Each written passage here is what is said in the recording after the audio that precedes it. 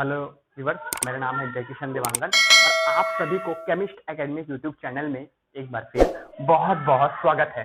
तो आज हम बात करेंगे उपसहसंयोजी यौगिक, है ना, कोऑर्डिनेशन कंपाउंड, है ना। इसके बारे में आज इनका इंट्रोडक्शन जानेंगे और इसके बेसिक के बारे में हम जानेंगे, किसके, उपसहसंयोजी यौगिक के बारे में, कोऑर्डिनेशन कंपाउंड के बारे में। तो कोऑर्डिनेशन कंपाउंड को जानने से पहले दो चीजें में जानना जरूरी होता है, बहुत ज्यादा जरूरी होता है। वो होता है हमारे पास द्विक लवण और जटिल यौगिक। ठीक है, द्विक लवण और जटिल यौगिक। तो द्विक लवण क्या होते हैं, देखो सबसे पहले द्विक लवण क्या होते हैं कि दो या दो से अधिक ऐसे सिंपल कंपाउंड, दो या दो से अधिक ऐसे साधारण यौगिक जिसको आपस में मिला देने पर, जिसको आपस में मिश्रित करने पर वो एक नया पदार्थ बना लेता है, नया यौगिक बना लेता है। क्या कहलाता है भाई हमारा, क्या कहलाएगा, वो द्विक लवण कहलाएगा। ठीक है, अच्छा, द्विक लवण को जैसे मैं क्या करता हूँ, पानी में घोलता हूँ। क्या करता हूँ, द्विक लवण को मैं क्या करता हूँ, पानी में घोलता हूँ, उसको जलीय विलयन में उसको मिला देता हूँ, मिश्रित कर देता हूँ। तो ये सभी आयनों का क्या देते हैं, परीक्षण देते हैं। मतलब ये सभी आयनों को क्या करते हैं, परीक्षित करते हैं हमारे द्विक लवण।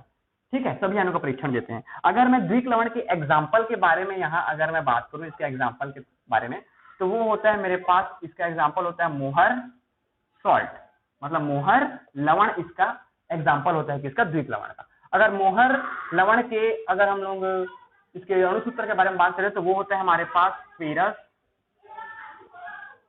अमोनियम सल्फेट,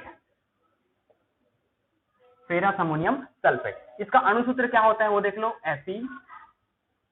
FeSO4, है ना, NH4 twice into SO4 into 6H2O।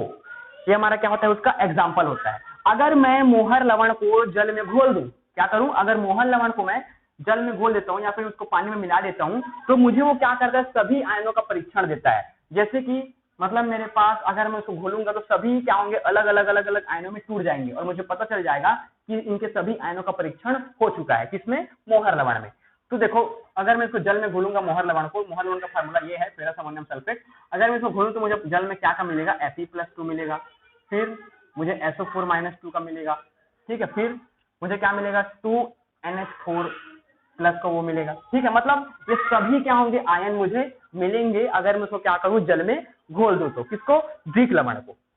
ठीक है, अब देखो, अब हम लोग आते हैं जटिल यौगिक में। ठीक है, द्विक लवण समझ में आया क्या होता है। द्विक लवण मतलब उसको जलीय विलयन में घोलने पर वो सभी आयनों का परीक्षण देते हैं, वो सभी आयनों को क्या करते हैं, परीक्षित करते हैं। क्या कहलाते हैं, हमारे द्विक लवण कहलाते हैं। ठीक है, अब देखते हैं अपन लोग जटिल यौगिक। ठीक है, जटिल यौगिक के बारे में बात करते हैं। तो जटिल यौगिक क्या होता है, चलो तो आइए अब आते हैं हम लोग इस पर, जटिल यौगिक पर। ठीक है, तो जटिल यौगिक क्या होते हैं, दो या दो से अधिक ऐसे संतृप्त यौगिक, ठीक है, दो या दो से अधिक ऐसे संतृप्त यौगिक जिसको आपस में मिला देने पर, ठीक है, जिसको आपस में मिला देने पर वो एक नया यौगिक बना लेता है, क्या कहलाता है, जटिल यौगिक कहलाता है। ठीक है, द्विक लवण में क्या हो रहा था कि जैसे हम लोग द्विक लवण को पानी में घोल रहे थे या फिर उसके जलीय विलयन में उसको मिला रहे थे, तो हमें क्या मिल रहा था, सभी आयनों का परीक्षण मिल रहा था। जैसे कि मैं यहाँ पर आपको दिखा दी हूँ, इसको जल में घोला, फेरस अमोनियम सल्फेट को, सभी आयनों को क्या दे रहा था, वो परीक्षण दे रहा था। ठीक है, लेकिन जटिल यौगिक को क्या करने पर, अगर मैं जटिल यौगिक को जल में घोल दूं, पानी में उसको मिला दूं, तो ये क्या करेगा, सभी आयनों का परीक्षण नहीं देगा। क्या नहीं देगा, ये सभी आयनों का परीक्षण ये नहीं देगा। कौन, हमारा जटिल यौगिक। ठीक है, इसका एग्जाम्पल मैं आपको बताता हूँ, इसका एग्जाम्पल क्या होता है। जैसे कि मैं अगर सिल्वर नाइट्रेट के सॉल्यूशन को, किसको, सॉल्यूशन को, ठीक है, सिल्वर नाइट्रेट के विलयन को अगर मैं KCN के विलयन में मिलाता हूं, ठीक है, KCN के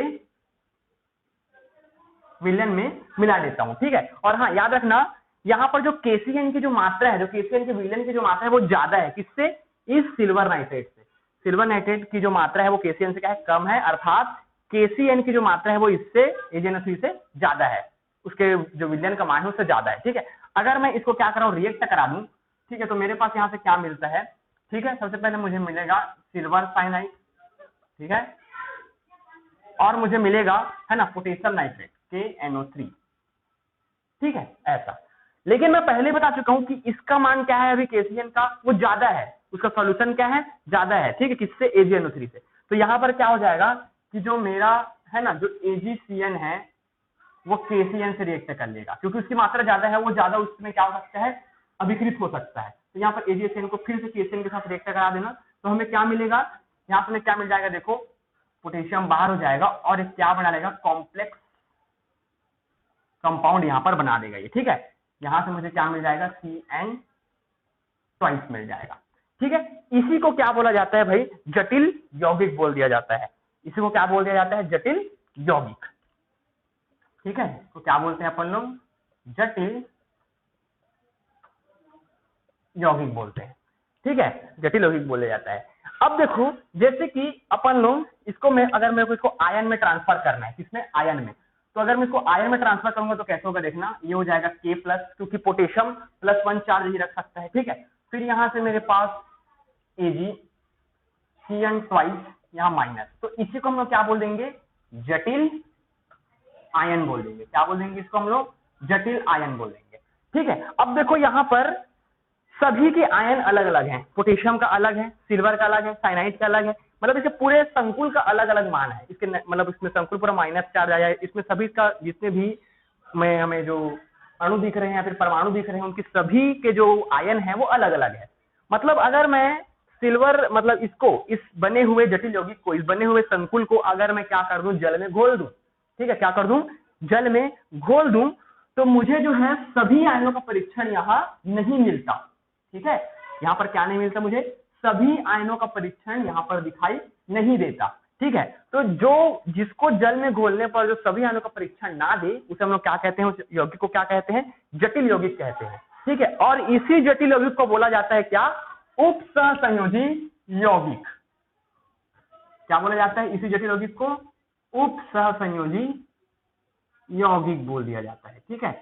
कोऑर्डिनेशन कंपाउंड बोला जाता है किसको, इस जटिल यौगिक को, क्योंकि ये क्या कर रहे हैं, सभी आयनों का परीक्षण ये नहीं देते जलीय विलयन में। इसी कारण क्या जटिल यौगिक को क्या कहा जाता है, उपसहसंयोजी यौगिक कहा जाता है। इसी को क्या कहा जाता है, उपसहसंयोजी यौगिक कहा जाता है, ठीक है। यहां तक आपको क्लियर होगा अच्छी तरह से, ठीक है। चलो अब हम लोग उपसहसंयोजी यौगिक से जुड़े हुए बेसिक के बारे में जानेंगे, ठीक है, कि इसमें क्या क्या चीजें होती हैं, क्या क्या इसमें इसके गुणधर्म होते हैं, क्या क्या इसके मान होते हैं। उससे ज्यादा हम सभी क्या करेंगे, उपसहसंयोजी यौगिक के बारे में यहाँ पर बात करेंगे, ठीक है। तो यहाँ पर सबसे पहले मैं आपको बताना चाहूंगा, मैं भी इसको मिटा देता हूं, ठीक है। तो यहाँ हम क्या बोल रहे हैं, जटिल यौगिक को ही क्या बोलते हैं, उपसहसंयोजी यौगिक बोलते हैं, ठीक है।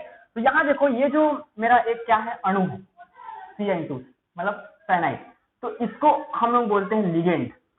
क्या बोलते हैं इसको हम लोग, लिगेंड बोलते हैं। अभी मैं इसको अभी आपको बस बता रहा हूँ इसको बोला क्या जाता है, बाद में इसका आपको डेफिनेशन भी बताऊंगा, बाद में इसको भी बताऊंगा क्या बोला जाता है, ठीक है।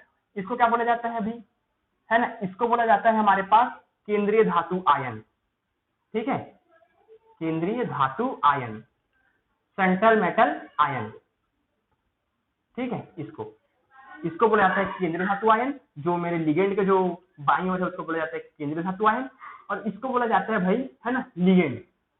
क्या बोला जाता है मेरे पास, इसको लिगेंड बोल दिया जाता है, ठीक है। तो चलो अभी मैं केंद्रीय धातु आयन किसे कहते हैं, ये लिगेंड किसे कहते हैं, आपको इसके बारे में आपको पूरा भी डिटेल में यहाँ पर बताऊंगा। तो ठीक है, चलो आगे आते हैं, हम अपने वीडियो पर आगे बढ़ते हैं, ठीक है, चलिए, ठीक है। चलो तो अब हम लोग देखेंगे, है ना, हम लोग जान लिए कि ये उपसहसंयोजी यौगिक क्या होता है। उपसहसंयोजी वो होते हैं जो सभी आयनों का परीक्षण नहीं देते, है ना, हम लोग इतना तो जान लिए हैं। तो अब हम लोग जानेंगे केंद्रीय धातु ion, central metal ion, central metal ion बोलेंगे इसको, ठीक है। तो केंद्रीय धातु आयन क्या होते हैं वो देखना। मैं केंद्रीय धातु आयन जैसे कि मैं पिछले एग्जांपल के आपको बता चुका हूँ, देखो जैसे कि मेरा ये इसका मैं संकुल बनाया था पिछले बार, ठीक है, ऐसा। तो इस चीज को बोलते थे हम लोग, जो लिगेंड के साथ जो जुड़ा हुआ होता है, मतलब संकुल आयन बनने के बाद इसको पूरे इस चीज को पूरा क्या बोला जाता है, पूरे को संकुल आयन बोला जाता है, कॉम्प्लेक्स आयन बोला जाता है, क्योंकि यहाँ -4 है, ठीक है। हाँ, तो ये चार्ज होने के कारण इसको संकुल आयन बोलेंगे। संकुल बना हुआ है, उस पर आयन लगा हुआ है, इसी कारण इसको क्या बोलते हैं, संकुल आयन, ठीक है, कॉम्प्लेक्स आयन। तो कॉम्प्लेक्स आयन में लिगेंड के साथ जुड़े हुए परमाणु या समूह को क्या कह दिया जाता है, केंद्रीय धातु आयन कह दिया जाता है। मतलब ये हमारा क्या हो जाएगा, सेंटर मेटल आयन हो जाएगा, ये सिल्वर, समझ गए, हाँ, ठीक है। अब दूसरा देखेंगे अपन लोग, लिगेंड। ये लिगेंड क्या होता है, ठीक है, केंद्रीय धातु आयन समझ में आया। तो संकुल आयन में, कॉम्प्लेक्स आयन में लिगेंड के साथ जुड़ा हुआ होगा, उसे हम लोग क्या बोलेंगे, केंद्रीय धातु आयन बोलेंगे, ठीक है। चलो अब हम लोग देखते हैं लिगेंड क्या होता है। सेकंड, लिगेंड, ठीक है,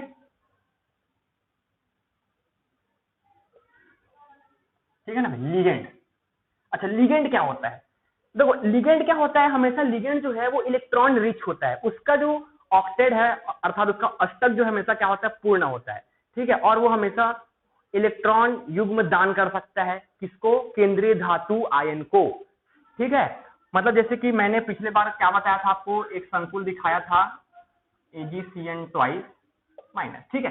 तो ये क्या है, मेरे पास ये लिगेंड है, और ये लिगेंड जो होता है क्या होता है, इलेक्ट्रॉन रिच होता है, ठीक है, इलेक्ट्रॉन रिच होता है, हमेशा इसके पास क्या होता है, इलेक्ट्रॉन का ये इलेक्ट्रॉन हमेशा इसके पास क्या होता है, अवेलेबल होता है, ठीक है, और ये इलेक्ट्रॉन युग्म को दान करता है, किसको, केंद्रीय धातु आयन को, ठीक है, क्या करता है, इलेक्ट्रॉन युग्म को केंद्रीय धातु आयन को दान करता है, ठीक है, और उसके वैकेंट ऑर्बिटल में इलेक्ट्रॉन को डालता है, ठीक है। कौन, हमारा लिगेंड। लिगेंड जो है क्या करता है, वो केंद्रीय धातु आयन को क्या करता है, ये केंद्रीय धातु आयन है ना, सेंट्रल मेटल आयन, उसको क्या करता है, ये हमेशा इलेक्ट्रॉन प्रोवाइड कराता है, अर्थात उसको इलेक्ट्रॉन प्रदान करता है, क्या कहलाता है, लिगेंड कहलाता है, क्या कहलाता है, लिगेंड। लिगेंड के भी प्रकार होते हैं, ठीक है, जब हम लोग इसके आयुपेस्टी नाम करेंगे, या फिर लिगेंड के बहुत सारे प्रकार होते हैं, अभी तो है ना, अभी इतना आप जान लेना, ठीक है। तो लिगेंड के हम पहले क्या जानेंगे, टाइप्स के बारे में जानेंगे कि होता क्या है, ठीक है। तो चलो, हमने लिगेंड जाना, ठीक है। अब लिगेंड के प्रकार के बारे में हम जानेंगे कि ये लिगेंड के प्रकार क्या होते हैं। लिगेंड हम लोग जान लिए कि लिगेंड क्या होता है, कि लिगेंड जो है मतलब एक इलेक्ट्रॉन रिच होता है, और वो क्या करता है, हमेशा इलेक्ट्रॉन को दान करता है, किसको, केंद्रीय धातु आयन को, सेंट्रल मेटल आयन को, ठीक है। तो लिगेंड के प्रकार को देख लेते हैं अपन लोग, लिगेंड के प्रकार, टाइप्स ऑफ लिगेंड, ठीक है, लिगेंड के प्रकार। तो लिगेंड के प्रकार के बारे में हम लोग जानेंगे। सबसे पहले हम लोग जानेंगे, है ना, आवेश के आधार पर, हमें कुछ आधार पर याद रखने होंगे, ठीक है, आवेश के आधार पर, ठीक है।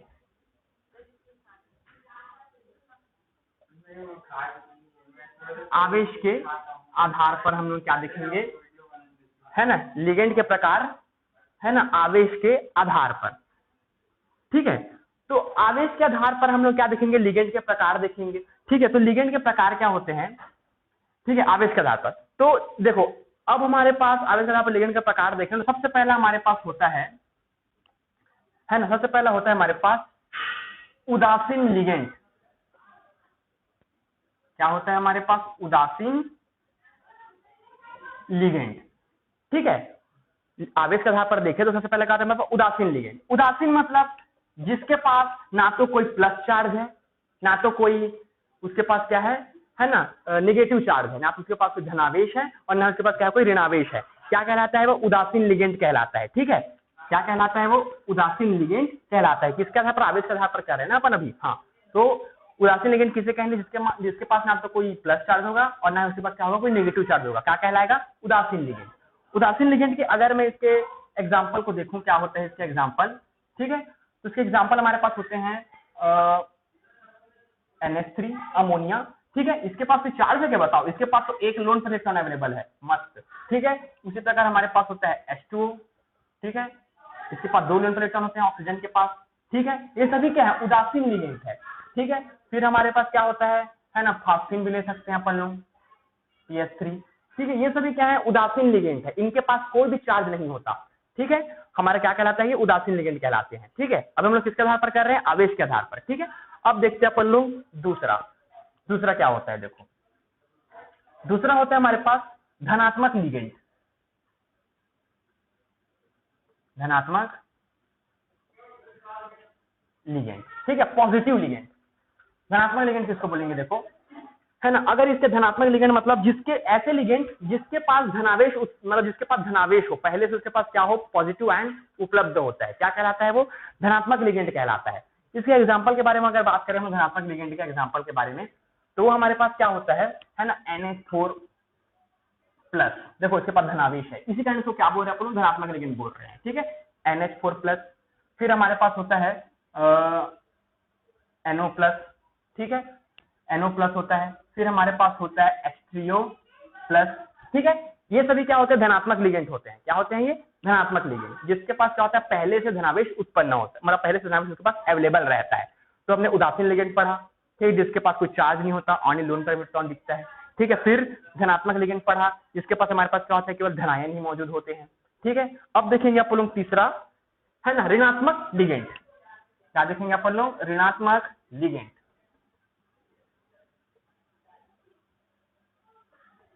ऋणात्मक लिगेंड, ठीक है। ऋणात्मक लिगेंड किसको बोलेंगे? जिसके पास पहले से क्या हो, उसके पास ऋणावेश अवेलेबल हो, मतलब उसके पास क्या हो, ऋणात्मक मान, मतलब उसके पास ऋणावेश जो है, जो निगेटिव आयन है, उसके पास पहले से क्या हो, मौजूद हो, क्या बोलेंगे उसको? ऋणात्मक लिगेंड बोलेंगे।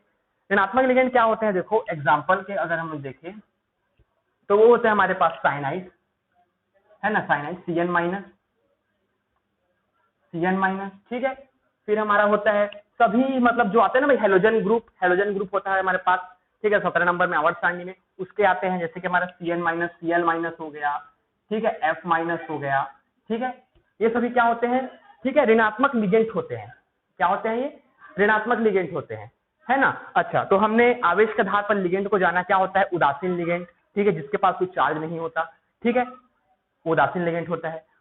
धनात्मक लिगेंड, जिसके पास पहले से धनावेश होता है, उसको धनात्मक लिगेंड बोलते हैं, ये देखिए आप। फिर उसके बाद बोलते हैं हम लोग ऋणात्मक लिगेंड, जिसके पास क्या हो, पहले से क्या हो, उसके पास ऋणायन उपलब्ध हो, उसको हम लोग क्या बोलते हैं? ऋणात्मक लिगेंड बोलते हैं, ठीक है। तो ये हम लोग आवेश के आधार पर क्या कर लिए, है ना, लिगेंड के प्रकार को जान लिए, ठीक है। अब दूसरा होता है हमारे पास, दूसरा होता है, ये पहले आवेश के आधार पर हो गया, ठीक है। अब दूसरा होता है हमारे पास दाता परमाणु के आधार पर। दूसरा क्या होता है? दाता परमाणु के आधार पर, ठीक है। दाता परमाणु के आधार पर हम लोग क्या देखेंगे? लिगेंड के प्रकार देखेंगे, ठीक है, दाता परमाणु के आधार पर। तो पहला इसका प्रकार होता है दाता परमाणु के आधार पर, ठीक है, पहला एक दंतुर लिगेंड, है ना। क्या होता है? एक दंतुर लिगेंड, इसको क्या बोलते हैं? मोनोडेंटल लिगेंड बोलते हैं। क्या बोलते हैं? मोनोडेंटल, ठीक है, इंग्लिश में मोनोडेंटल लिगेंड, मोनोडेंटल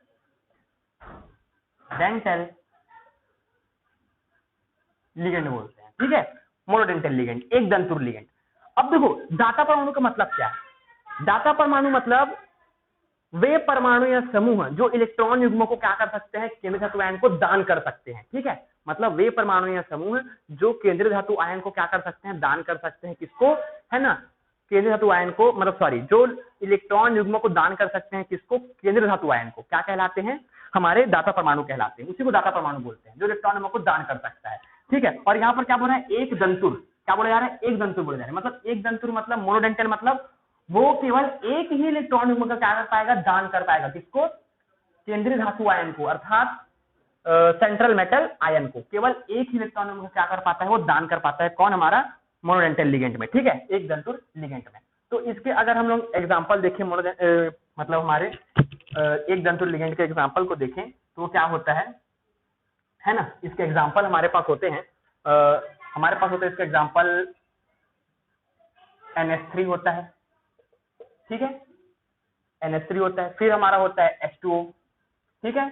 देखो लोन पर इलेक्ट्रॉन है, मतलब ये एक ही इलेक्ट्रॉन हमको दान कर पाएगा ना, केंद्रीय धातु आयन को ऐसे करके, ठीक है। हाँ, क्योंकि इसके पास क्या है? एक ही जो है इलेक्ट्रॉन, एक ही मेरे पास इलेक्ट्रॉन में अवेलेबल है, ठीक है। इसी कारण क्या कर पाता है? ये एक दंतुर लिगेंड होता है। फिर यहाँ इसके पास, हालांकि इसके पास दो लोन पर ऑफ इलेक्ट्रॉन है, लेकिन है ना, ये जो है एक ही इलेक्ट्रॉन को क्या करेगा? दान करेगा, किसको? केंद्रीय धातु आयन को। फिर हमारा हो जाएगा साइनाइड, ये भी दान करता है, ठीक है, ये भी क्या करता है? दान करता है ना, साइनाइड, क्योंकि देखो इसके पास ऋणावेश है और ये इसी ऋणावेश को क्या करेगा? इलेक्ट्रॉन युग्म के रूप में दान करेगा, किसको? केंद्रीय धातु आयन को। केवल एक ही इलेक्ट्रॉन युग्म को क्या कर सकता है? दान कर सकता है। फिर हमारा आता है Cl-, ठीक है, ये भी है, अपने माइनस चार्ज को इलेक्ट्रॉन युग्म के रूप में क्या करता है? दान करता है, ठीक है, किसको? केंद्रीय धातु आयन को। तो ये हो गया एक दंतुर लिगेंड, है ना। क्या हो जाता है? एक दंतुर लिगेंड, मोनोडेंटल लिगेंड, ठीक है। अब ये अलग अलग है, मैं अलग अलग हिसाब से बताया हूँ, ठीक है, लेकिन ये क्या है? एक दंतुर लिगेंड, मतलब केवल एक ही इलेक्ट्रॉन क्या करना? दान करना, किसको? केंद्रीय धातु आयन को, ठीक है, ठीक है ना। चलो अब देखते हैं अपन लोग इसका दूसरा टाइप देखेंगे, ठीक है, इसका क्या देखेंगे? दूसरा टाइप, ठीक है। चलो अब दूसरा देखते हैं अपन लोग, है ना, द्विदंतुर लिगेंड, ठीक है, द्विदंतुर, है ना भाई, लिगेंड, है ना। इसको बोलते हैं अपन लोग बाइडेंटल लिगेंड, बाइडेंटल लिगेंड, ठीक है, बाइडेंटल लिगेंड। अब देखो बाइडेंटल लिगेंड मतलब जो दो इलेक्ट्रॉन है उनको क्या कर सकता है? दान कर सकता है, किसको? है ना। पहले क्या हो रहा था, देखो पहले क्या हो रहा था, एक इलेक्ट्रॉन हमको दान कर रहा था, मतलब केवल एक ही इलेक्ट्रॉन पेयर को दान कर रहा था, कौन, हमारे सेंट्रल मेटल आयन को। जैसे कि यहाँ से देखो एक इलेक्ट्रॉन पेयर को दान करेगा, जैसे कि NH3, यहाँ भी H2 देखो केवल एक इलेक्ट्रॉन पेयर को दान करेगा, हालांकि उसके पास दो लोन पेयर इलेक्ट्रॉन है, लेकिन वो केवल एक का ही दान करता है, ठीक है। अब यहाँ पर ऋणायन वो भी एक इलेक्ट्रॉन युग्म का ही दान कर पाता है, जैसे कि Cl-N वो भी एक ही इलेक्ट्रॉन युग्म का क्या करता है, दान कर पाता है। इसी कारण इसको क्या बोलते हैं, एक दंतुर लिगेंड अर्थात मोनोडेंटल लिगेंड, है ना। तो द्विदंतुर लिगेंड अर्थात बाइडेंटल लिगेंड में क्या होता है कि ये दो इलेक्ट्रॉन युग्म को अर्थात दो इलेक्ट्रॉन पेयर को क्या कर सकता है, दान कर सकता है, किसको, केंद्रीय धातु आयन को, ठीक है, किसको दान कर सकता है, और केंद्रीय धातु आयन को कौन, हमारे द्विदंतुर लिगेंड, मतलब दो इलेक्ट्रॉन युग्म। इसी कारण से क्या बोल रहे हैं, द्विदंतुर लिगेंड बोल रहे हैं, बाइडेंटल लिगेंड बोल रहे हैं, ठीक है। इसके एग्जांपल के अगर हम लोग बारे में बात करें, ठीक है, बाइडेंटल लिगेंड मतलब दो इलेक्ट्रॉन युग्म को दान करेगा ना, हाँ। तो इसका एग्जांपल होता है हमारे पास ऑक्सलेट आयन, क्या होता है, ऑक्सलेट आयन। अब देखो ये देखो ऑक्सलेट आयन, ठीक है, यहां से। अब देखो ये आयन लगा हुआ है, मतलब माइनस चार्ज लगा हुआ है, और इन्हीं माइनस चार्ज से क्या करेगा, इलेक्ट्रॉन को दान करेगा, ऐसे, किसको, केंद्रीय धातु आयन को, ठीक है, इसी माइनस के रूप में। इसी कारण इसको हम लोग क्या बोलते हैं, है ना, मतलब इसको क्या बोलते हैं, द्विदंतुर लिगेंड बोलते हैं, जो दो क्या कर सकता है, दो इलेक्ट्रॉन युग्मों को दान कर सकता है। माइनस, आप ये समझ लेना, यहाँ पर माइनस लगा है ना, तो वो क्या करेगा, इलेक्ट्रॉन युग्मों को दान करेगा। अब इतना मत समझ सकते हो, अभी ज्यादा डीपली हम जैसे पढ़ते जाएंगे अभी, है ना, उपसंहरण यौगिक में, जैसे कि पार्ट 2 के वीडियो में, तो आपको धीरे धीरे आपको समझ में आने लगेगा। अभी आप इतना समझ लेना कि जैसे यहाँ पर माइनस चार्ज लगा हुआ है, मतलब वो क्या कर सकता है, इलेक्ट्रॉन युग्मों को दान कर सकता है। तो पहले एक इलेक्ट्रॉन युग्म यहाँ से दान होगा और एक इलेक्ट्रॉन पेयर यहाँ से दान होगा, मतलब दो इलेक्ट्रॉन पेयर दान होगा, किसको, डोनेट होगा, किसको, केंद्रीय धातु आयन को। तो इसी कारण इसको क्या बोल रहे हैं, द्विदंतुर लिगेंड बोल रहे हैं, ठीक है। ये होता है मेरे पास ऑक्सलेट आयन, ठीक है, ऑक्सलेट आयन, ठीक है, ऑक्सलेट आयन। और हम लोग इसके बाद पढ़ेंगे एथिलीन डाइएमीन, ठीक है, क्या पढ़ेंगे, एथिलीन डाइएमीन, CH2 NH2, ये हो जाएगा मेरे पास NH2, इसको बोलेंगे अपन लोग एथिलीन डाइएमीन बोलेंगे, ठीक है, क्या बोलेंगे, एथिलीन डाइएमीन। यहां से भी क्या होगा, दो जगह से क्या होगा, इलेक्ट्रॉन पेयर डोनेट होगा, किसको, केंद्रीय धातु आयन को। कहां से, दो जगह से, पहले इस जगह से होगा, देखो यहां से इलेक्ट्रॉन पेयर दान होगा, फिर इस जगह से होगा इलेक्ट्रॉन पेयर दान, ठीक है, ऐसा। मतलब ये क्या होता है, एथिलीन डाइएमीन भी क्या कर सकता है ना, द्विदंतुर लिगेंड का काम कर सकता है, और ये भी क्या कर सकता है, दो इलेक्ट्रॉन पेयर को दान करता है। समझ में आ गया। तो पहले हम लोग किसके पढ़े, आवेश के आधार पर उदासीन लिगेंड, ऋणात्मक लिगेंड, फिर दाता परमाणु के आधार पर एक दंतुर लिगेंड, द्विदंतुर लिगेंड। अब हम लोग पढ़ेंगे बहुदंतुर लिगेंड। क्या पढ़ेंगे, बहुदंतुर लिगेंड, ठीक है। मैं इसको मिटा देता हूं, ठीक है, यहां तक समझ में आ गया, ठीक है। चलो अब आते हैं हम लोग बहुदंतुर लिगेंड पर। बहुदंतुर लिगेंड क्या होता है, ठीक है। बहुदंतुर लिगेंड मतलब जो दो से अधिक, है ना भाई। पहले क्या हो रहा था, द्विदंतुर लिगेंड में क्या हो रहा था, बाइडेंटल लिगेंड में क्या हो रहा था कि वो जो है दो इलेक्ट्रॉन पेयर को दान कर रहा था, किसको, केंद्रीय धातु आयन को, सेंट्रल मेटल आयन को। यहाँ क्या होगा, ये दो से अधिक, है ना भाई, क्या करेगा, दो से ज्यादा इलेक्ट्रॉन पेयर को दान करेगा, किसको, केंद्रीय धातु आयन को, दो से ज्यादा इलेक्ट्रॉन को, ठीक है। जैसे कि मतलब दो से अधिक पेयर इलेक्ट्रॉन को बोल रहा हूं ना, ठीक है। हाँ, तो देखो सर इसका तीसरा प्रकार क्या होगा मेरे पास अब,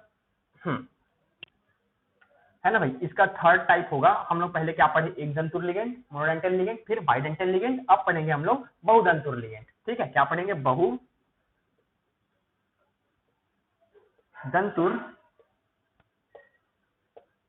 लिगेंड, है ना, बहुदंतुर लिगेंड।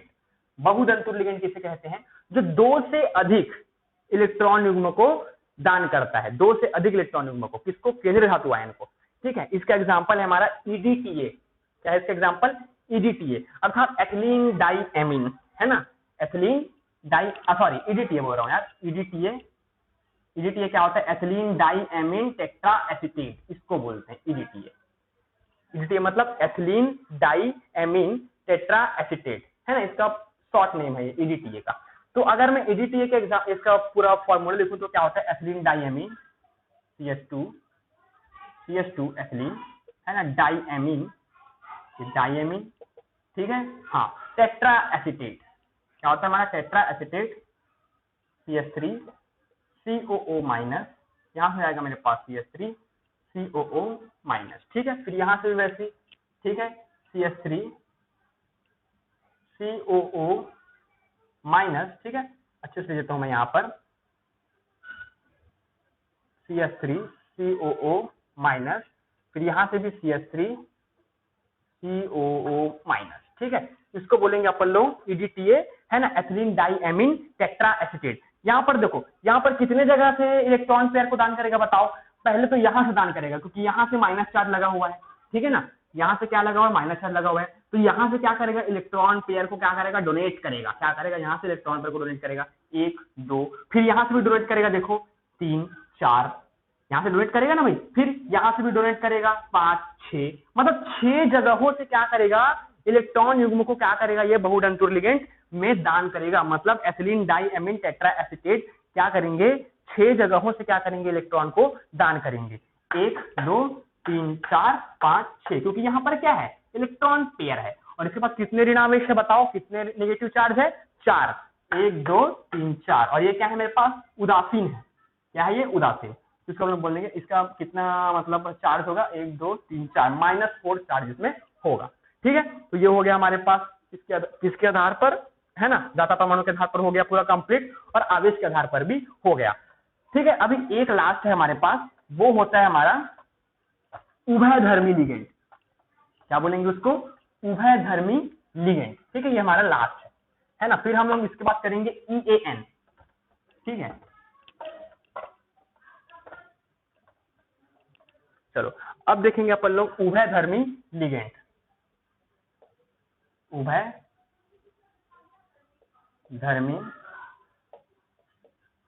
लिगेंड, ठीक है।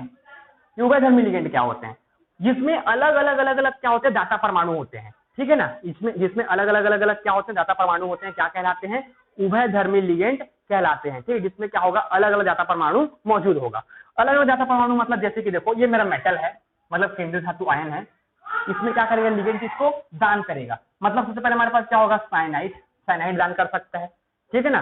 और एक साइनाइड भी दान कर सकता है ना भाई, CN- मेटल को दान कर सकता है। फिर मेटल को, फिर हमारे पास यहाँ से, फिर हमारे पास इसको कौन दान करेगा, आइसोसाइनाइड, मतलब NC, ठीक है। मतलब इसमें क्या होगा, उभयधर्मी लिगेंड मतलब क्या होता है, इसमें अलग अलग दाता परमाणु होते हैं, अलग अलग क्या होते हैं, दाता परमाणु होते हैं, जो अलग अलग क्या कर सकते हैं, इलेक्ट्रॉन पेयर को डोनेट कर सकते हैं। पहले क्या होता है, साइनाइड, फिर आइसोसाइनाइड, फिर हमारे पास होता है ना, फिर हमारे पास थायोसाइनाइड होता है। क्या होता है, थायोसाइनाइड।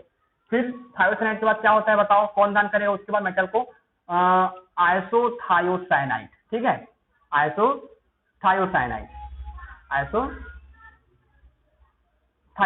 होता है, ठीक है। ये 4 चीजें हमारे पास होती है जो क्या कर सकते हैं, उभयधर्मी लिगेंड होते हैं, अर्थात जिसमें अलग अलग क्या होते हैं, दाता परमाणु होते हैं, क्या कहलाते हैं हमारे, है ना, उभयधर्मी लिगेंड कहलाते हैं, ठीक है। समझ में आ गया। चलो, तो हमने क्या करे, लिगेंड के प्रकार पढ़ लिया, कौन कौन से, आवेश के आधार पर, फिर हमने क्या पढ़ा, दाता परमाणु के आधार पर, और हमने लास्ट में पढ़ा उभयधर्मी के आधार पर। ये आवेश के आधार पर और जो दाता परमाणु के आधार पर जो लिगेंड है वो बहुत ही ज्यादा मोस्ट होते हैं, उसको याद रखना बहुत जरूरी होता है, ठीक है। तो चलो अब हम लोग, ठीक है, तो चलो अब हमने क्या पढ़ लिया, लिगेंड के प्रकार पढ़ लिया, क्या क्या पढ़े अपन लोग, आवेश के आधार पर, फिर दाता परमाणु के आधार पर, फिर हमने क्या पढ़ा, है ना, उभयधर्मी लिगेंड पढ़े, ठीक है ना। तो अब देखो, अब हम लोग जानेंगे उपसंहरण संख्या क्या होता है, ठीक है। उपसंहरण संख्या देखो, हम लोग क्या पढ़े, मोनोडेंटल लिगेंड पढ़े ना भाई, दाता परमाणु पढ़े। तो जो दाता परमाणु के आधार पर, दाता परमाणु क्या होता है, मतलब एक द्वितंतुर लिगेंड क्या होता है, मोनोडेंटल लिगेंड क्या होता है, कि जो केवल एक ही इलेक्ट्रॉन युग्म को क्या करता है, दान करता है। क्या करता है, केवल एक इलेक्ट्रॉन युग्म को क्या करता है, वो दान करता है, उसे क्या कहते हैं हम लोग, मोनोडेंटल लिगेंड, एक दंतुर लिगेंड कहते हैं। तो उसी के बेस पर क्या होता है, उपसंहरण संख्या बनता है, ठीक है। जैसे कि मेरे पास जो चीज मतलब जो भी लिगेंड है ना, जो भी लिगेंड जो है वो केंद्रीय धातु आयन को मोनोडेंटल लिगेंड के रूप में, है ना, एक दंतुर लिगेंड के रूप में इलेक्ट्रॉन युग्म को अगर दान करता है तो वही उसकी क्या कहलाता है, उपसंहरण संख्या कहलाता है। मैं आपको एकदम एग्जैक्ट बता रहा हूं। कोई लोग क्या बोलते हैं कि जितने लिगेंड होंगे वही उसका क्या होगा, उपसंहरण संख्या होगा, जो कि बिल्कुल गलत है। वैसा बिल्कुल नहीं होता। मैंने क्या बोला कि जो लिगेंड मोनोडेंटल लिगेंड के रूप में, है ना, एक दंतुर लिगेंड के रूप में इलेक्ट्रॉन पेयर को दान करता है तो उसे हम लोग क्या कहते हैं, उपसंहरण संख्या कहते हैं। जैसे कि मेरे पास यहाँ पर आप देख लो, है ना, सॉरी, इस संकुल में कितने कितने, इसकी उप संख्या कितना है, इसकी उप संख्या कितना है, 6 है, क्योंकि ये मोनोडेंटल लिगेंड के रूप में क्या कर रहा है, दान कर रहा है, किसको, है ना, फेरस को, अपना इलेक्ट्रॉन युग्म, ठीक है, आयरन को, ठीक है, दान कर रहा है, ठीक है ना भाई, मोनोडेंटल लिगेंड के रूप में। मोनोडेंटल लिगेंड क्यों बोल रहा हूँ, क्योंकि ये एक इलेक्ट्रॉन युग्म को दान करेगा ना भाई, ऐसा करके, ऐसा, ठीक है ना, अच्छा, इसी कारण, ठीक है ना। तो ये होता है भाई हमारा उपसंयोजन संख्या, जो क्या करे, मोनोडेंटल लिगेंड के रूप में किसको दान करता है ना, मोनोडेंटल लिगेंड के रूप में किसको दान करता है, इलेक्ट्रॉन पेयर को दान करता है, किसको, केंद्रीय धातु आयन को, तो इसे क्या कहते हैं, उसकी उपसंयोजन संख्या कहते हैं। और देखो, और इसके एग्जांपल देखो, जैसे कि इसके एग्जांपल के अगर हम लोग देखें तो वो क्या होता है, इसका एग्जांपल, हाँ, ये वाला एग्जांपल देखना आप, CrC2O4 5, है ना, फिर हमारे पास होता है फिर हमारे पास इसका एग्जांपल, हाँ, ये 3-, ठीक है, ये वाला। अभी देखो, ये वाला देखो, कोई लोग क्या पढ़ाते हैं, क्योंकि बुक में भी क्या लिखा होता है कि जितने लिगेंड होंगे वही उसकी क्या होगी, उपसंयोजन संख्या होगी, जो कि गलत है। मैंने क्या बोला, मोनोडेंटल लिगेंड के रूप में दान करना चाहिए। मतलब देखो, इसका अब जरूरी थोड़ी भी इसका 3 लिगेंड है, मतलब इसका क्या होगा, 3 उपसंयोजन संख्या होगा, ये बिल्कुल नहीं होता, ऐसा बिल्कुल नहीं काम होता, ठीक है। मतलब जैसे कि देखो, क्रोमियम का उपसंयोजन संख्या कितना होगा देखना, मतलब इसकी उपसंयोजन संख्या कितनी होगी वो देखना। जैसे कि इसके ऑक्सिलेट आयन, C2O4 मतलब क्या होता है, ऑक्सिलेट आयन, C2O4 मतलब क्या होता है, ऑक्सिलेट आयन होता है, ठीक है, ये ऐसा। तो देखो, अगर एक C2 कितने रहा है, देखो 2 इलेक्ट्रॉन युग्मों को दान कर रहे हैं ना, मतलब एक C2O4 एक ऑक्सिलेट आयन 2 इलेक्ट्रॉन युग्मों को दान कर रहा है। किसको, देखो ना भाई, माइनस का मतलब आप समझ जाना कि वो इलेक्ट्रॉन युग्मों को दान कर रहा है, अभी आप इतना समझ जाना, ठीक है, माइनस मतलब।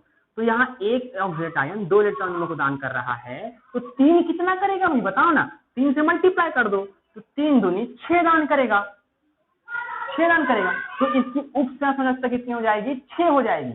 इसी कारण तो मैंने बोला कि मोनोडेंटल लिगेंड के रूप में दान करना चाहिए। मोनोडेंटल लिगेंड मतलब देखो, देखो यहाँ से एक दान किया, यहाँ से एक दान किया, मतलब एक मतलब मोनोडेंटल, यहाँ से भी एक मोनोडेंटल, तो मोनोडेंटल लिगेंड के रूप में जो दान करेगा इलेक्ट्रॉन, वही उसकी क्या होगी, उपसंयोजन संख्या होगी, ठीक है। चलो अब जानेंगे अपन लोग EAN, मतलब इफेक्टिव एटॉमिक नंबर, प्रभावी परमाणु संख्या। प्रभावी परमाणु संख्या क्या होता है, देखो, संकुल बनने के बाद, ठीक है, संकुल बनने के बाद क्या होता है, लिगेंड जो है वो केंद्रीय धातु, मतलब लिगेंड जो है अपने इलेक्ट्रॉन युग्म को, अपने इलेक्ट्रॉन पेयर को किसको दान करता है, बता चुका हूं, किसको दान करता है, केंद्रीय धातु आयन को, सेंट्रल मेटल लिगेंड को, सॉरी सेंट्रल मेटल आयन को क्या करता है, इलेक्ट्रॉन युग्म को दान करता है, इलेक्ट्रॉन पेयर को क्या करता है, डोनेट करता है। तो इलेक्ट्रॉन पेयर को डोनेट करने के बाद, ठीक है, पूरे इलेक्ट्रॉन पेयर को डोनेट करने के बाद केंद्रीय धातु आयन के पास जितना इलेक्ट्रॉन अवेलेबल होता है, जितना इलेक्ट्रॉन उसके पास आ जाता है, उसी को हम लोग बोलते हैं प्रभावी परमाणु संख्या, इफेक्टिव एटॉमिक नंबर, अर्थात इसको शॉर्ट में बोल दिया जाता है EAN। मतलब लिगेंड के दान करने के बाद, लिगेंड के इलेक्ट्रॉन युग्म के दान करने के बाद उसके पास जितना इलेक्ट्रॉन अवेलेबल होता है, जितना इलेक्ट्रॉन उसके पास बचा हुआ होता है, उसी को हम लोग बोलते हैं उसकी, उस केंद्रीय धातु आयन की क्या बोलते हैं, प्रभावी परमाणु संख्या।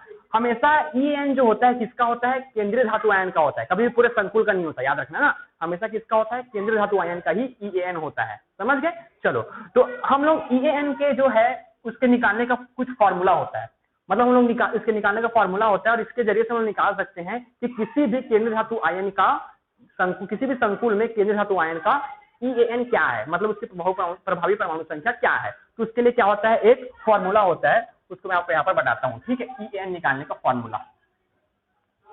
देखो, कुछ ग्रुप में क्या होता है कि अलग अलग रूप से निकालता है, मैं आपको पूरा क्या है, एक ही फॉर्मूले के जरिए से पूरा को आपको निकालने सिखा दूंगा, ठीक है ना, आपको कोई दिक्कत नहीं आएगा, ठीक है, एक ही फॉर्मूले के हिसाब से हम यहाँ पर बनाएंगे। तो सबसे पहला हमारे पास होगा, है ना, धातु का परमाणु क्रमांक, धातु का परमाणु क्रमांक, धातु मतलब केंद्रीय धातु का परमाणु क्रमांक, किसका, केंद्रीय धातु का, उसका परमाणु क्रमांक लिखना, फिर माइनस करके धन संयोजकता, माइनस करके धन संयोजकता, अर्थात मतलब atomic number of metal, atomic number of central metal, फिर धन संयोजकता, पॉजिटिव वैलेंसी, है ना, इसको हम लोग ऑक्सीकरण अवस्था भी बोल सकते हैं, ठीक है, ऑक्सीकरण अवस्था भी बोल सकते हैं। किसकी ऑक्सीकरण अवस्था है, किसकी धन संयोजकता है, बताओ, इस केंद्रीय धातु आयन की ही क्या है, ये धन संयोजकता है, जिसको मैंने यहाँ पर ऑक्सीकरण अवस्था करके लिखा हुआ है, ऑक्सीकरण अवस्था भी बोल सकते हो, ठीक है। फिर प्लस 2 इंटू उप, फिर 2 गुणित उप संयोजकता, ठीक है। अच्छा, हाँ, तो क्या हो गया हमारे पास En निकालने का फॉर्मूला क्या है, धातु का परमाणु क्रमांक, फिर हमारे पास है धातु धन संयोजकता अर्थात उसकी ऑक्सीकरण अवस्था बोलते हैं उसको। किसकी ऑक्सीकरण अवस्था है ये, धातु की, उस केंद्रीय धातु की। और देखना ये जो है किसका है, यहाँ पर आप लिख लेना भाई, केंद्रीय धातु आयन का परमाणु क्रमांक करके, ठीक है, केंद्रीय धातु आयन का परमाणु क्रमांक, फिर धन संयोजकता, उसकी ऑक्सीकरण अवस्था, किसकी ऑक्सीकरण अवस्था, इस केंद्रीय धातु की, फिर 2 गुणित उप संयोजकता। ठीक है, चलो तो हम लोग जो है निकालते हैं, ठीक है ना। मैं यहाँ पर कुछ संकुल यौगिक यहाँ पर लिया हुआ हूँ, ठीक है। तो सबसे पहले अपन लोग निकालेंगे किसका, चलो मैं यहाँ पर आपको कुछ संकुल यौगिक दे रहा हूँ और उसका क्या निकालना है आपको, केंद्रीय धातु, सॉरी प्रभावी परमाणु संख्या अर्थात EAN आपको उसको निकाल के दिखाना है, ठीक है। तो चलो सबसे पहले मैं यहाँ पर देखता हूँ किसका K4, फिर Fe है ना, CN6, इसका हमें क्या निकालना है, EAN निकालना है, ठीक है। क्या निकालना है, EAN। अब इसको कैसे निकालेंगे, सबसे पहले क्या कर लिया करो, इसको चार्ज के रूप में तोड़ लिया करो। सबसे पहले जब भी हम लोग EAN निकालते हैं या फिर कुछ भी करते हैं, है ना, उसको क्या कर लेते हैं, उसको हम चार्ज के रूप में तोड़ लेते हैं। चार्ज के रूप में तोड़ना मतलब क्या है, देखो इसके पास कितना चार्ज है, अभी देखो कितना पोटेशियम है, 4 पोटेशियम है। पोटेशियम कितने की चार्ज रख सकता है, +1, ठीक है, कितने की चार्ज रख सकता है, +1 की चार्ज रख सकता है वो, ठीक है ना। फिर है ना, फिर हमारे पास क्या होगा यहाँ Fe CN6। अब देखो पोटेशियम कितने हैं, 4 बार है, पोटेशियम कितने बार है, 4 बार है। तो यहाँ पर हमारे पास 4- आ जाएगा, कितना जाएगा, 4- आ जाएगा, ठीक है। तो सबसे पहले यहाँ पर देखो मेरा क्या है Fe, यहाँ पर केंद्रीय धातु। अब देखो इसका पूरे क्या बोलेगा, इस संकुल में केंद्रीय धातु आयन मतलब आयरन का, फेरस का क्या निकालो, EAN निकालो, ऐसा बोलेगा एग्जाम में। ये पूरा संकुल है, ये संकुल है, यहाँ पर इसका EAN निकालने बोलेगा, मतलब आयरन का EAN निकालना है, फेरस का EAN निकालना है। तो देखो सबसे पहले यहाँ पर एक फॉर्मूले में बैठाओ, केंद्रीय धातु आयन का परमाणु क्रमांक कितना होता है, परमाणु क्रमांक फेरस का 26 होता है, ठीक है, कितना होता है, 26 होता है। अब माइनस क्या बोला है, धन संयोजकता अर्थात इस केंद्रीय धातु आयन की धन संयोजकता, इसकी ऑक्सीकरण अवस्था, ठीक है, क्या होगा इसकी ऑक्सीकरण अवस्था। तो देखो इसकी ऑक्सीकरण अवस्था कैसे निकालेंगे, सबसे पहले हम लोग वो देख लेते हैं, ठीक है ना, किसकी, इस आयरन की ऑक्सीकरण अवस्था कैसे निकालेंगे। तो देखो सबसे पहले मैंने इसको चार्ज के रूप में तोड़ना आपको दिखा दिया, कैसे तोड़ते हैं, चार्ज के रूप में तोड़ लिए। अब देखो जैसे कि मेरे पास किसका भी ऑक्सीकरण अवस्था निकालना है, उसको क्या मान लो, X मान लो, या फिर आप X भी नहीं मानोगे तो भी चलेगा, ठीक है। देखो इस किसका निकालना है, हम लोग को फेरस का निकालना है, तो उसको हम चलो X भी नहीं मानोगे तो भी चलेगा, उसको क्या कर लेना, हम लोग Fe ही कर लेते हैं, ठीक है। फिर यहाँ लगाएंगे माइनस, माइनस लगाएंगे। फिर देखो अब ये मेरा जो साइनाइड है, अभी हम लोग लिगेंड के प्रकार पढ़े हैं ना, लिगेंड के प्रकार, तो लिगेंड के प्रकार में ये क्या होता है बताओ, ये निगेटिव लिगेंड होता है ना भाई, एक प्रकार से आवेश के आधार पर ये निगेटिव लिगेंड होता है, ऋणात्मक लिगेंड होता है, जो -1, इसके पास क्या होता है, Cn- होता है ना, हाँ, तो इसके पास क्या होता है, 1 माइनस चार्ज होता है, मतलब यहाँ पर मैं लिख दूंगा -6, क्योंकि 6 बार है तो -6 लिखूंगा, मतलब इसको ऐसे बता देना, -1 चार्ज होता है, कितने बार है, और 6 बार है, ये कितने बार है, 6 बार। फिर इसको बराबर करना, अब बराबर करने के बाद ये जो बचा हुआ है उसको यहाँ पर -4 यहाँ कर देते हैं, ठीक है। फिर यहाँ हम लोग इसको सॉल्व करेंगे, -6 -4, फिर हमारे पास हो जाएगा -4 + 6, तो यहाँ पर मेरे पास इसका जो आयरन का जो ऑक्सीकरण अवस्था है अर्थात धन संयोजकता है, कितना निकल जाएगा, +2। तो यहाँ मैं रख दूंगा 2 रख दूंगा, फिर +2 गुणित उप संयोजकता। अब उप संयोजकता क्या होता है देखना, ठीक है, उप संयोजकता क्या होता है, जैसे कि मेरे पास ये आयरन है, ठीक है, मैं जैसे कि बता चुका हूं, अभी पढ़ा रहा था ना उप संयोजक संख्या, है ना, उप संयोजक संख्या पढ़ाया हूं ना, हाँ, तो उसी को हम लोग क्या बोलते हैं, उप संयोजकता बोलते हैं। अभी इसके पहले पढ़ाया हूं ना भाई, उप संयोजक संख्या, हाँ, उसी को क्या बोलेंगे, उप संयोजकता बोलेंगे। तो यहाँ पर देखो अभी कितने जगह से घिरा हुआ है बताओ, मतलब कितना साइनाइड दिख रहा है अपन को, 6 साइनाइड, मतलब 6 साइनाइड अपने इलेक्ट्रॉन पेयर को दान करेगा, किसको, इस सेंट्रल मेटल आयन को। सेंट्रल मेटल आयन कौन है हमारा, फेरस है, तो उसको पूरा का पूरा दान करेगा, किसको, पूरा का पूरा दान करेगा, कौन, अपने इलेक्ट्रॉन युग्म को, ये फेरस को दान करेगा, कौन, साइनाइड। वो कैसे, देखो यहाँ पर Cn, यहाँ पर Cn, यहाँ पर Cn, यहाँ पर Cn, यहाँ पर Cn, यहाँ पर Cn, कितने जगह से दान कर रहे हैं अपने इलेक्ट्रॉन युग्म को, 6 जगह से, 1 2 3 4 5 6 जगह से अपने इलेक्ट्रॉन युग्मों को दान कर रहा है, किसको, इस आयरन को, इस फेरस को। तो इसकी उप संयोजकता कितनी हो जाएगी, 6 हो जाएगी। कुछ नहीं करना है अपन को बस, क्योंकि यहाँ पर माइनस भी लगा होता है ना, ऐसे माइनस लगा होता है, जो इलेक्ट्रॉन पेयर को दान करने के लायक हो जाता है, माइनस लगता है तो, ठीक है। तो यहाँ पर हम लोग क्या लिख देना, 6 लिख देते हैं। फिर यहाँ पर 6 लिखने के बाद फिर इसको अगर हम लोग घटाएंगे तो कितना हो जाएगा 24 प्लस 12 हो जाएगा, ठीक है, 24 प्लस 12 हो जाएगा, ठीक है। फिर इसको अगर हम लोग इसको जोड़ेंगे तो कितना आ जाएगा 36 आ जाएगा, कितना आ जाएगा 36।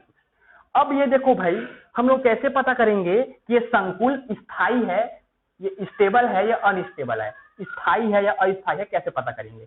देखो कोई भी अक्रिय गैस जानते हो ना, अक्रिय गैस है ना, इनर्ट गैस है ना, हीलियम, नियॉन, आर्गन, क्रिप्टॉन। तो देखो क्या ये इनर्ट गैस के विन्यास के समान दिख रहा है, उसकी कॉन्फ़िगरेशन के समान दिख रहा है? बिल्कुल दिख रहा है, क्योंकि एक क्रिप्टॉन का क्या होता है, परमाणु क्रमांक होता है।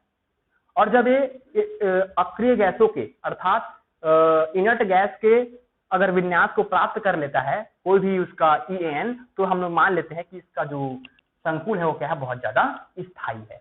क्या है, वो बहुत ज्यादा स्थायी है, क्योंकि ये जो है अक्रिय गैस के समान उसका विन्यास आ गया है। खैर उसको छोड़ो, अभी तो हम लोग को EAN निकालना सीख रहे हैं, तो EAN से हम लोग क्या करते हैं, बात करते हैं। इसका EAN कितना आया, 36 आया, ठीक है, इस तरह से।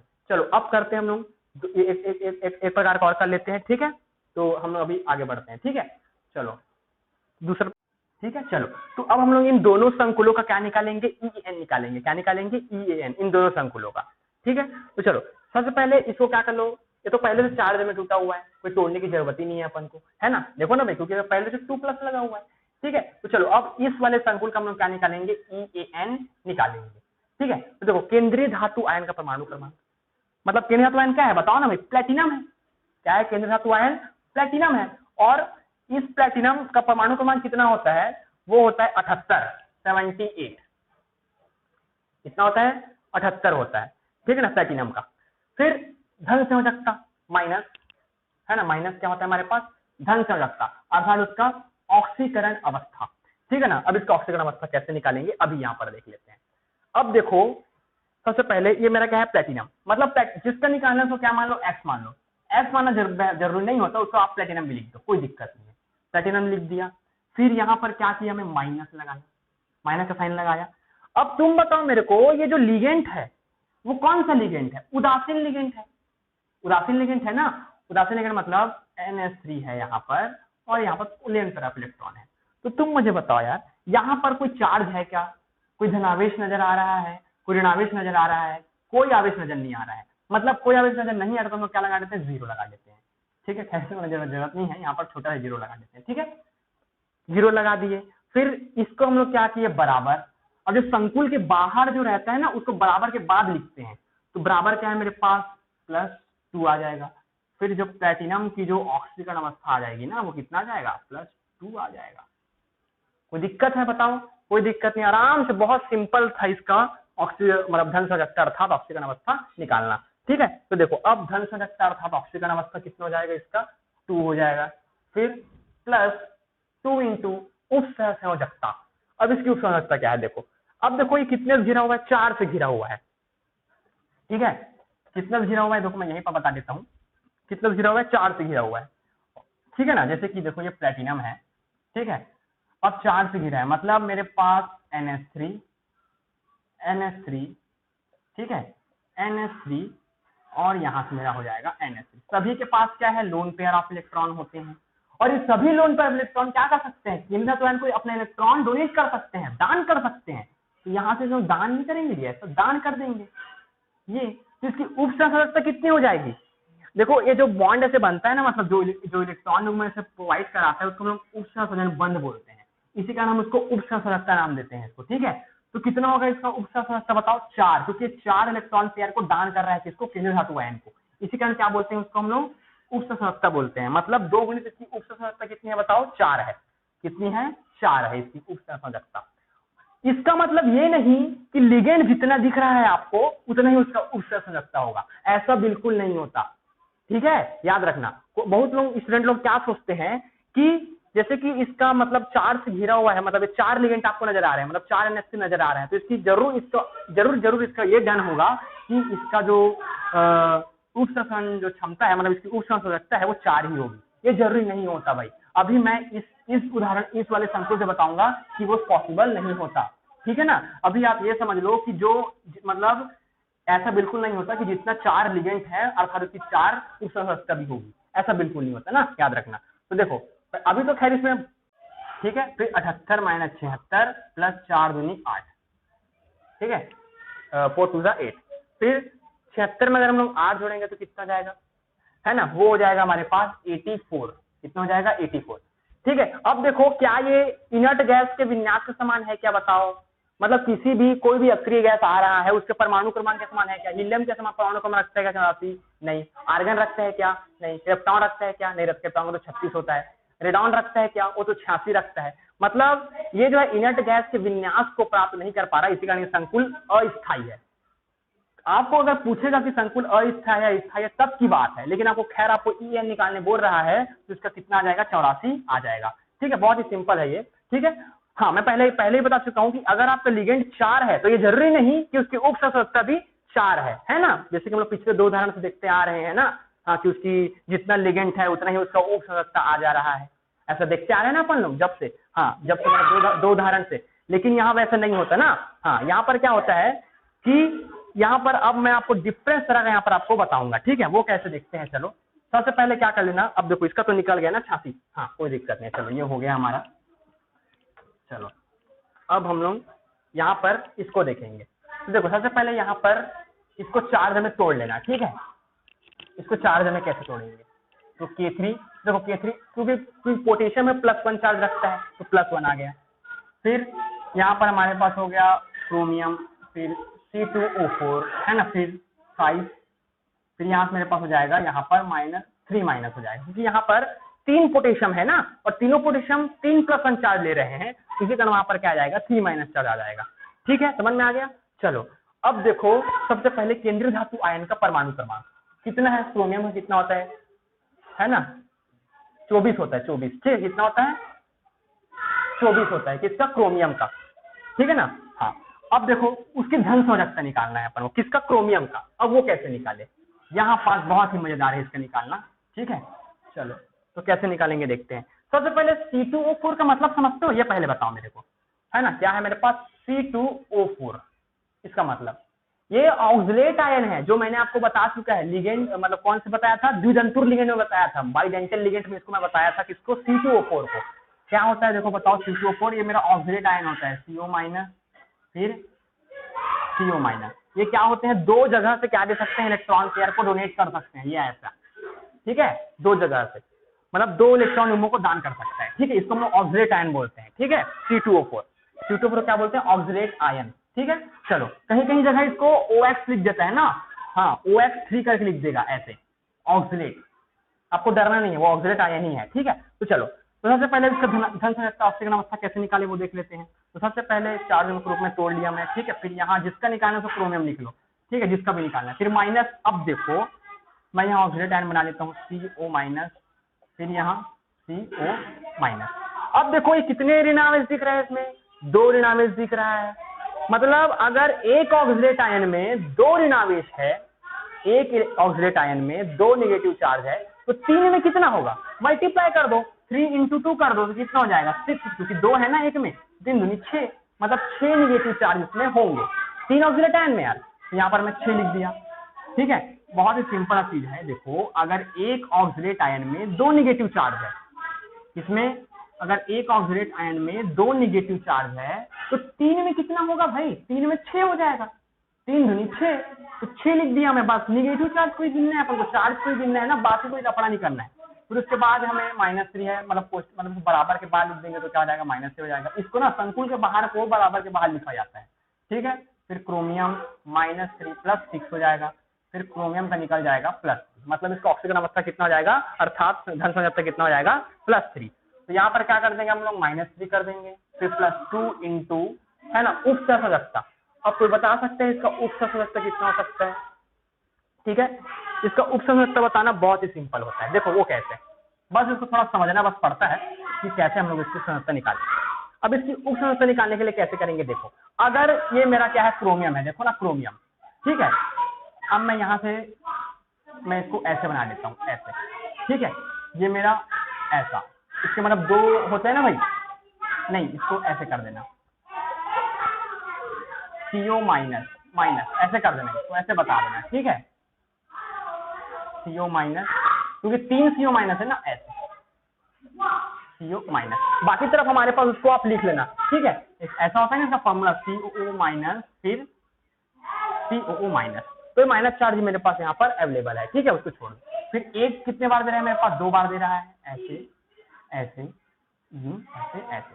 मतलब अगर एक जो है मेरे पास 2 बार दे रहा है तो 3 कितने बार देगा, 2 2 4 2 6। मतलब इसका कोऑर्डिनेशन नंबर कितना हो जाएगा, 170 कितना हो जाएगा, 6 हो जाएगा। नहीं समझ में आ रहा है क्या? मतलब अगर एक जो है एक ऑक्सिलेट आयन 2 इलेक्ट्रॉन युग्म को दान कर रहा है तो 3 कितना करेगा, 3 को करेगा। देखो ये हो गया 2 2 4 2 6, समझ में आ गया 6। तो ये कितना हो जाएगा मेरे पास, 6 हो जाएगा। और इसको हम लोग करेंगे 24 में 3 घटाएंगे तो आएगा 21 आ जाएगा, फिर 12 हो जाएगा, ठीक है। फिर हमारे पास कितना हो जाएगा, ये 33 हो जाएगा, ठीक है। कितना हो जाएगा, 33 हो जाएगा, ठीक है। जो इनर्ट गैस अक्रिय गैस के विन्यास में समान विन्यास प्राप्त नहीं कर पाता है, क्योंकि किसी भी अक्रिय गैस में, किसी भी इनर्ट गैस में परमाणु क्रमांक 33 नहीं होता। तो ये संकुल क्या है, अस्थायी है, ठीक है ना। और इसका EN कितना निकला, 33 निकल गया। कितना निकल गया इसका EN, 33 निकल गया, ठीक है ना। समझ में आ गया क्या? ठीक है, चलो ठीक है ना। तो यहीं से हम लोग इसको निकालना सीखेंगे ना, ऑक्सिलेट आयन को ऐसे निकाल लेंगे। समझ में आ गया यहाँ तक? चलो ठीक, तो यहाँ तक हमको इस तरह से निकाल लेना। मैं लास्ट आपको EDTA वाला बता देता हूँ, फिर ये हमारा खत्म हो जाएगा, ठीक है ना। लास्ट आपको EDTA वाला बता देता हूँ, संकुल कैसे निकालते हैं, फिर हम लोग उसको भी यहाँ पर कर लेंगे, ठीक है। चलो ठीक है, चलो तो अब हम लोग देख लेते हैं ये वाला 5वां, ठीक है।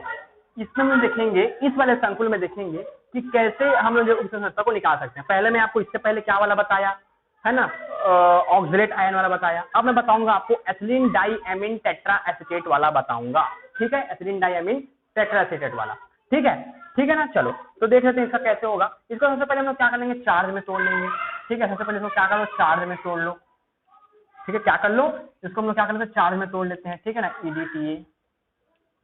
EDTA कितना है, ट्वाइस है ना, हाँ। तो ये हो जाएगा +1, क्योंकि +1 चार्ज रखता है, और उधर देंगे तो कितना हो जाएगा, -3 हो जाएगा, ठीक है। अब बताओ केंद्रीय धातु आयन का परमाणु क्रमांक, ठीक है। क्या हो जाएगा मेरे पास, 24 हो जाएगा। कितना हो जाएगा, 24, है ना। फिर उसके बाद क्या है, हाँ ठीक है। अब देखो उसके बाद क्या है, धन संयोजकता, मतलब क्रोमियम का हमको धन संयोजकता निकालना है। अब कैसे निकालेंगे, देखो ये भी सिंपल है, Cr माइनस, ठीक है। फिर माइनस कर देंगे, देखो माइनस। अब देखो EDTA है, मैंने EDTA का फॉर्मूला इससे पहले बताया था, क्या है, एथिलीन डाइएमीन टेट्रा एसीटेट। मैं यहाँ बता देता हूँ, ठीक है। एथिलीन डाइएमीन टेट्रा एसीटेट, मैं डायरेक्ट यहाँ पर CO माइनस देता हूँ, आप CH3 लिख लेना, ठीक है। यहाँ पर CH3 होता है, यहाँ पर CH3 होता है, CO माइनस होता है, ठीक है। फिर यहाँ से मेरे पास क्या होता है, CO माइनस, फिर यहाँ पर मेरे पास क्या होता है, CO माइनस। मतलब कितने चार्ज होते हैं, 4 हमारे पास कितने चार्ज होते हैं, ठीक है। 4, 1 2 3 4 हमारे पास चार्ज जो है ऋणावेश होते हैं। तो यहाँ पर मैं क्या ले दूंगा, क्रोमियम, ठीक है। अब देखो 4 है, मतलब अगर एक EDTA, ध्यान सुनना मेरी बात, अगर एक EDTA 4 ऋण आयन दे रहा है, ठीक है। अगर एक EDTA 4 ऋण आयन दे रहा है तो 2 कितना देगा, 2 8 दे देगा।